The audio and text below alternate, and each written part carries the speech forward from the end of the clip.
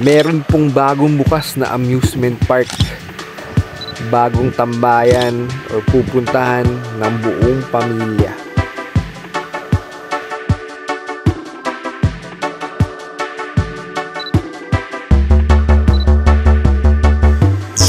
Fiesta Adventure Park.